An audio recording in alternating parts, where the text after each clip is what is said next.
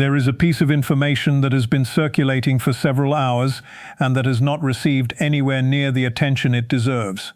Saudi Arabia, the United Arab Emirates, Kuwait, and Qatar are actively considering withdrawing from their existing contracts with the United States and cancelling their future investment commitments in America. Take a moment to absorb what that actually means. Not Iran, not Russia, not China, Washington's own Gulf allies, the countries that have hosted American military bases for decades, the countries that signed hundreds of billions of dollars in investment pledges during Trump's visit to Riyadh in 2025, the countries whose sovereign wealth funds are structurally embedded across the entire American economy are now considering pulling the economic plug on the relationship. Today we are going to break this down the way it deserves to be broken down, with the actual numbers, the precise mechanisms, the real consequences across every dimension. Because behind this information lies something considerably more profound than a routine diplomatic disagreement between partners with different preferences.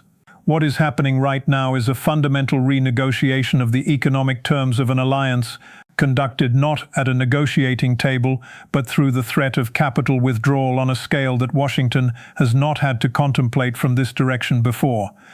To understand the full weight of what is unfolding, you need to start with what these four countries actually represent for the American economy, because the scale of their financial footprint is not what most coverage implies.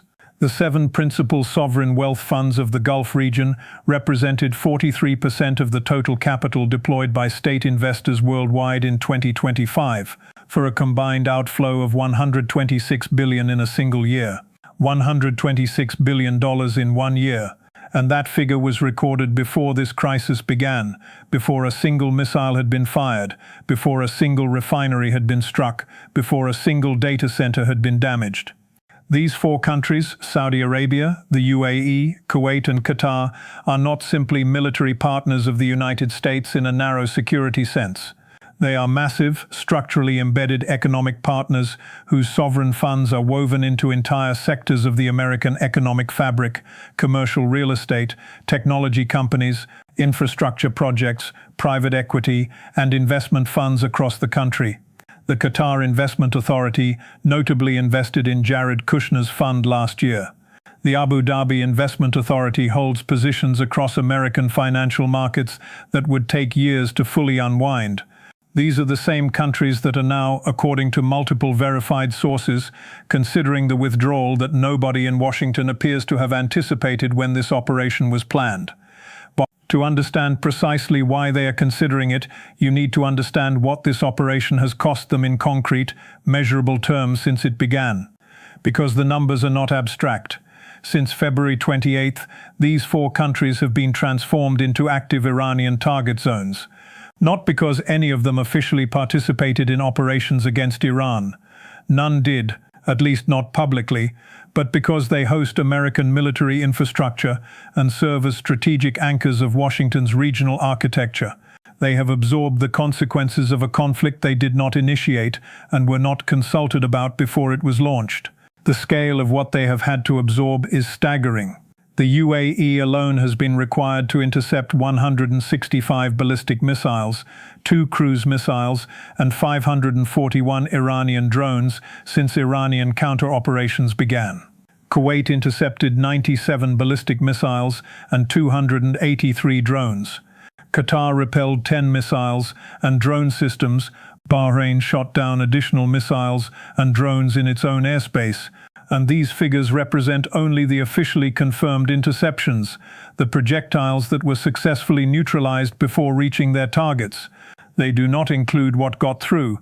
In the UAE, 35 drones successfully penetrated the country's multi-layered defenses, causing material damage that the Emirati Defense Ministry itself was forced to acknowledge publicly. Fires in Dubai, structural damage near the Burj Al Arab, explosions in Abu Dhabi, and then the detail that stopped analysts globally when it was first reported: a fire broke out in an Amazon Web Services data center in Dubai. That may represent the first time in modern history that a major cloud infrastructure facility has been damaged in an active conflict context. The implications for data sovereignty, cloud reliability, and the technology investment thesis of the entire region are still being absorbed. In Saudi Arabia, the Ras Tanura refinery was struck and taken offline. 'Tis not a peripheral industrial facility. Ras Tanura is one of the largest petroleum processing complexes on Earth, a crown jewel of Saudi Aramco's production architecture and a critical node in global energy supply chains. Its removal from service, even temporarily, sends price signals through commodity markets that reach every importing nation on the planet. In Qatar, the consequences were immediate and globally felt. Qatar Energy was forced to completely suspend its liquefied natural gas production following the strikes. Qatar is the world's largest LNG exporter. It became the energy lifeline of Europe after the severance of Russian gas supplies. The suspension of its production triggered a historic price surge on global gas markets. Natural gas prices in Europe jumped 66% in a single week. 66%. For European households and industries still navigating energy cost pressures from the previous supply disruption, that number is not a market statistic. It is a direct economic shock. Beyond energy, the aviation dimension tells its own story.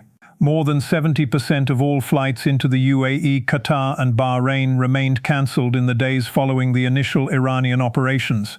Dubai International, the world's largest airport by passenger volume, handling approximately 95 million travelers per year across roughly 8,500 weekly flights, was effectively shut down. Stock markets in Qatar and Saudi Arabia collapsed in the immediate aftermath.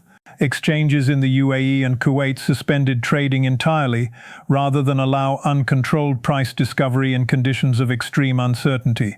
That is the economic bill from the first week of a conflict these governments did not choose, did not plan for, and were not warned about in advance. And it is growing larger every single day. Subscribe to From Report right now and activate all notifications, because the financial and geopolitical architecture we are dissecting here is exactly the depth of analysis this channel delivers every major development, and this story is going to evolve rapidly in ways that the mainstream coverage will consistently underestimate. Now for the central question that this situation demands. Why are these governments actually considering withdrawing their investments from the United States? What is the precise economic and strategic reasoning that leads a country from absorbing Iranian strikes on Monday to threatening American investment withdrawal by Friday? For these Gulf states, the current crisis threatens their economic model simultaneously across three distinct and compounding dimensions. Understanding all three is essential to understanding why the withdrawal threat is not a bluff, why it is not primarily emotional, and why Washington may have seriously miscalculated the tolerance of its regional partners. The first dimension is direct revenue destruction. Dubai, Doha, and Abu Dhabi have spent the better part of 2 decades constructing global identities as premier centers of innovation, investment, entertainment, and connectivity. These are not petrostat backwaters hedging against oil price volatility. They are sophisticated economies that have successfully attracted international capital, international talent, international tourism, and international corporate headquarters by offering something specific: stability, reliability, and a predictable operating environment at the crossroads of global trade routes. Dubai International Airport at a standstill is not simply an aviation inconvenience, it is a direct attack on the foundational value proposition of the entire economic model. Every cancelled flight, every evacuated corporate headquarters, every postponed investment decision by an international company reconsidering its regional hub is a direct revenue loss that compounds over time. The second dimension is reputational damage of a kind that is exceptionally difficult to reverse. Qatar, the UAE, and Saudi Arabia have made enormous strategic bets on connectivity and reliability as their bridge to a viable post-petroleum economic future. The Vision 2030 framework, the massive investments in tourism infrastructure, the aggressive pursuit of international sporting events, the construction of major data center capacity to attract technology companies, all of these initiatives rest on a single premise that these countries are safe, stable, and predictable places to invest, to operate, and to build. Active conflict zone status, even temporary, corrodes that premise in ways that persist long after the immediate crisis has passed. The reputational damage from a single week of missile strikes, cancelled flights, and stock market suspensions can take years to fully repair in the minds of international investors making long-horizon capital allocation decisions. The third and deepest dimension is the destruction of the regional diplomatic architecture these governments had painstakingly constructed over the preceding decade. This is the dimension that generates the most genuine anger in Gulf capitals, and it is the one that outside observers most consistently underestimate. The Gulf had spent years building a carefully calibrated framework of regional tension management, a set of diplomatic understandings, economic interdependencies, and back-channel relationships designed to maintain a workable coexistence with Iran without requiring either confrontation or capitulation. In 2023, Saudi Arabia and Iran restored full diplomatic relations after 7 years of complete hostility, a normalization that required enormous diplomatic investment and careful management of domestic political sensitivities on both sides. Qatar and Iran share the South Pars and North Dome gas field, one of the largest natural gas reservoirs on Earth, and have maintained a necessarily pragmatic working relationship around it. Oman had been serving for years as a trusted and effective mediator between Washington and Tehran on multiple sensitive issues. All of that accumulated diplomatic capital, a decade of patient construction, was incinerated in days without any of these governments being consulted before the trigger was pulled. Now consider the specific economic calculation that these governments are running as they weigh the withdrawal option. These countries had not merely expressed goodwill toward the United States. They had signed contractual commitments of enormous scale, military procurement agreements worth tens of billions of dollars with American defense contractors, investment pledges in American infrastructure, technology and energy projects. Saudi Arabia alone had announced commitments of several $100 billion over 10 years during Trump's Riyadh visit in 2025, a figure that was presented at the time as a signature achievement of American economic diplomacy. These commitments were made on an implicit understanding that the security relationship with Washington provided protection, predictability, and strategic stability. That understanding has now been shattered. The withdrawal logic is not difficult to follow.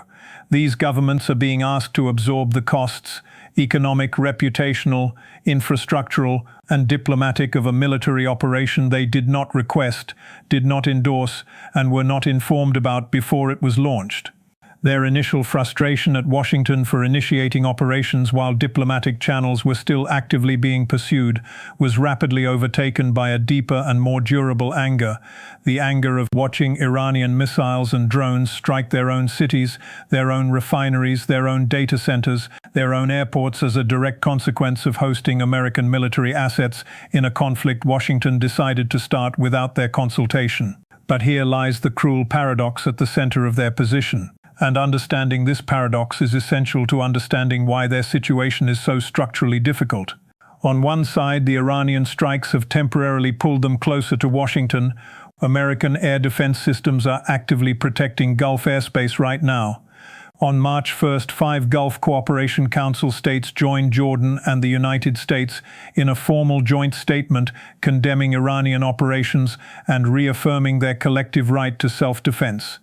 They are not breaking with Washington, they are not switching sides, but on the other side, they are absorbing a mounting and accelerating economic bill for a conflict they do not control, cannot exit, and were never given the opportunity to weigh in on before it began. The investment withdrawal threat is not a diplomatic protest. It is a precisely calibrated economic signal delivered in the only language that reliably produces policy recalibration in Washington, the language of financial consequence. The message translated from the diplomatic to the direct is this: if you continue without managing the economic damage you are imposing on us, we will make you feel equivalent damage through the mechanisms we control. Let us now examine the petroleum numbers specifically, because the energy dimension is where the most immediate and most globally consequential leverage resides.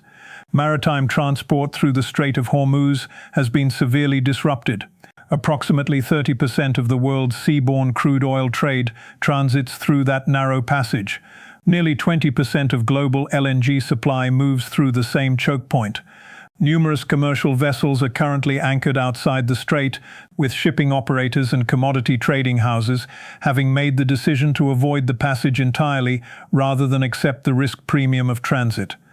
These disruptions have already affected approximately 20% of global oil supplies moving through Hormuz, pushing Brent crude prices from roughly $70 to over $80 per barrel within a matter of days. And that is only the beginning of the price trajectory if current conditions persist. If Saudi production capacity remains degraded following the Ras Tanura strike, if Qatar does not resume LNG output, if global shipping companies maintain their Hormuz avoidance posture, the price projections from commodity analysts move into territory that generates serious political consequences for every major oil importing economy. The figures being discussed in serious analytical circles are not incremental adjustments. Analysts are projecting $120, $130, even $150 per barrel in a scenario where the disruption proves structural rather than temporary. For Trump specifically, this trajectory creates an existential political problem that his administration has not yet publicly acknowledged. He campaigned on an explicit and repeatedly stated promise to bring American energy prices down, to deliver relief at the gas pump as a central deliverable of his economic program. The midterm elections of November 2026 are now less than 9 months away. Every additional dollar at the pump is a direct, visible, and politically attributable cost that voters will not need economic analysts to explain to them. And right now, energy prices are not falling, they are climbing.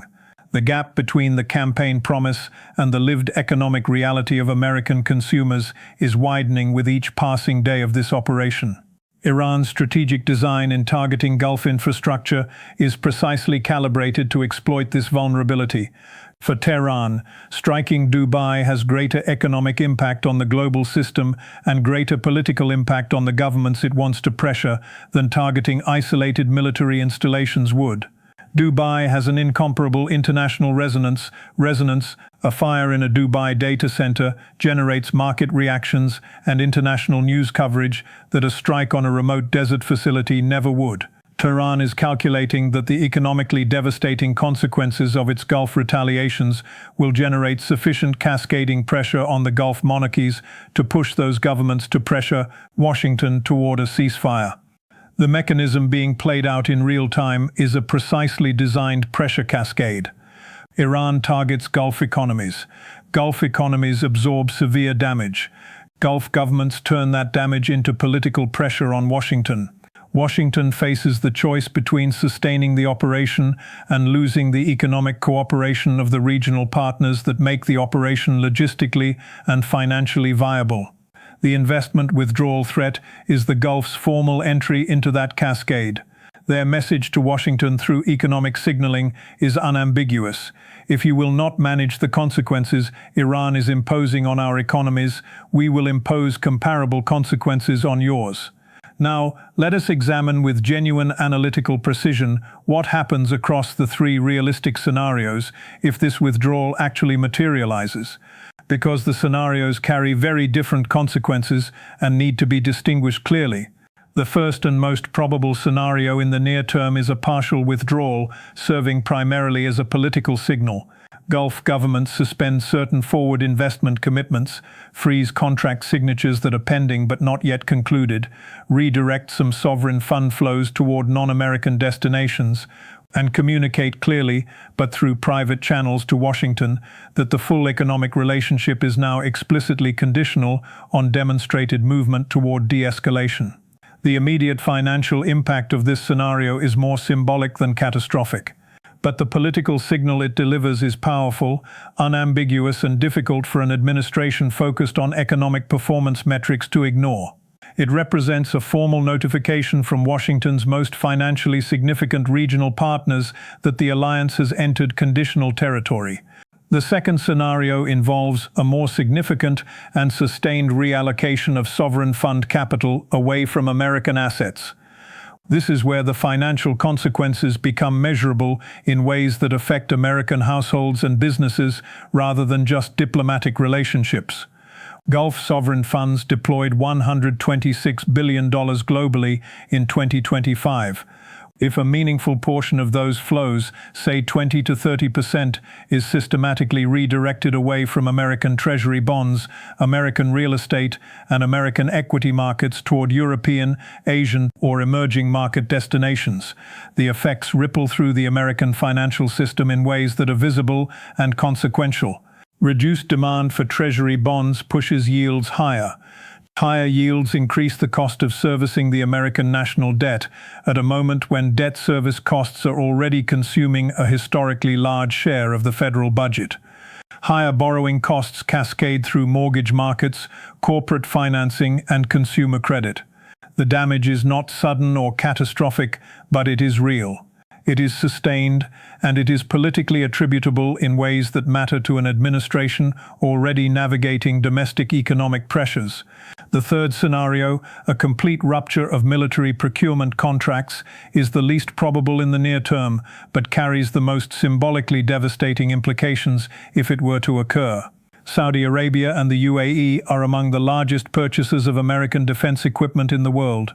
Lockheed Martin, Boeing, Raytheon, and other major defense contractors hold contracts in the Gulf worth tens of billions of dollars across multiple ongoing programs. A sudden and comprehensive cancellation of those contracts would constitute a genuine industrial earthquake, generating immediate job losses in American defense manufacturing, undermining the unit economics of production programs that depend on international orders to remain cost competitive, and sending a signal to every other American defense partner globally about the reliability of the alliance relationships that underpin those commercial arrangements. Before closing, there is one additional dimension that cannot be ignored, and that Washington has almost certainly not modeled adequately in its pre-operation planning: China. More than 38% of Chinese crude oil imports transported by sea originate from the Middle East. China has a structural economic interest in rapid regional stabilization rather than prolonged conflict. Sustained Gulf disruption directly increases its own energy costs and supply chain vulnerability. But China simultaneously has a profound strategic interest in exploiting this precise moment to deepen and formalize its economic relationships with Gulf partners who are actively looking for ways to reduce their dependence on the American-centered financial and security architecture. If Gulf sovereign wealth funds begin systematically redirecting capital flows away from the United States, Beijing will be positioned to absorb a significant share of those redirected flows, deepening financial integration with the Gulf at exactly the moment when American influence in the region is being tested. The long-term geopolitical consequence of that capital reorientation, a sustained deepening of Gulf-China financial integration at the expense of Gulf-America financial integration, is almost certainly not what Washington was calculating when it made the decision to launch operations without consulting its regional partners. Subscribe to From Report and share this video with anyone who wants to understand the full strategic and financial architecture of this crisis, because what we have just walked through is the analysis that does not fit in a news headline and that the major networks consistently fail to provide. What this situation reveals at its most fundamental level is something that students of foreign policy understand clearly, but that political leaders in every era consistently underestimate at precisely the moments it matters most. In the contemporary world, military power and economic power are not separate domains that can be managed independently.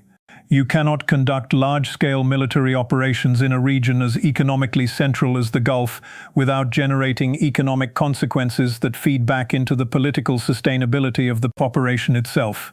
You cannot ask your allies to absorb the costs of a conflict they did not choose without eventually forcing them to make calculations about whether continued alliance loyalty serves their national interests, calculations they would prefer not to have to make.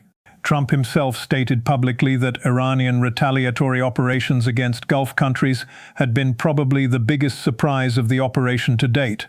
That statement is more revealing than it was perhaps intended to be.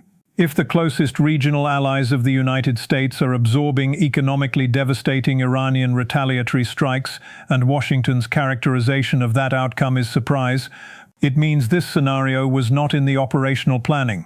It means the economic feedback loops from Gulf vulnerability to American alliance costs were not adequately modeled before the decision to act was made.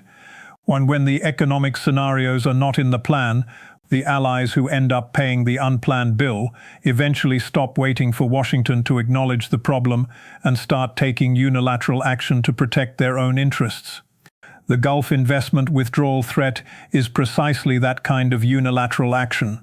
It is the decision of allies who were not consulted, who are experiencing consequences they did not choose and cannot easily exit, and who have identified an economic lever sufficiently powerful to force the conversation that diplomatic channels have not yet produced.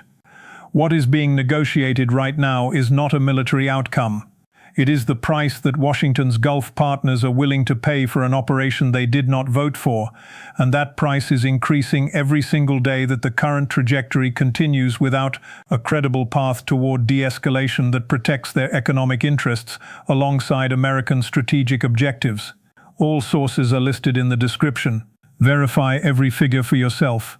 Subscribe to From Report if you want to continue working through this situation together with the depth and rigor it demands. And we will see you very soon for the next breakdown.